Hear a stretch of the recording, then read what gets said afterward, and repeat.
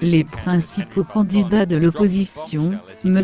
Henri Falcone, se sentant sûr de lui, a lâché un scoop explosif, expression au premier degré à l'image de sa campagne, en offrant un poste de cabinet ministériel à M.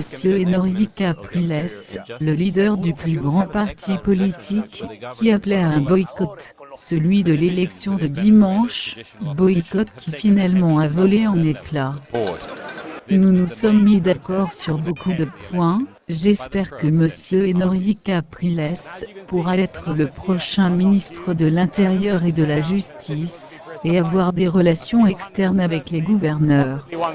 Les divisions au sein de l'opposition vénézuélienne traditionnelle a fait beaucoup de dégâts sur leur niveau de soutien.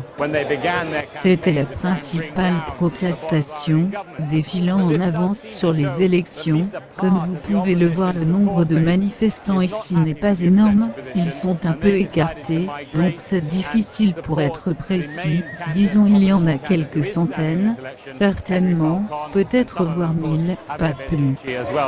Aujourd'hui, c'est beaucoup moins que ce que l'opposition a été en mesure de mobiliser il y a 1 an, 2 voire 3 ans quand ils ont commencé leur campagne pour essayer de décrédibiliser le gouvernement.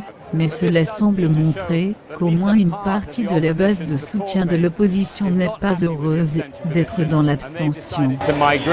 Et elle a décidé de changer, et de soutenir le principal candidat d'opposition, qui se tient dans cette élection, M. Henri Falcone. Certains d'entre eux sont venus apporter leurs encouragements pour une première place de candidat. Lecture réalisée par le logiciel des speech.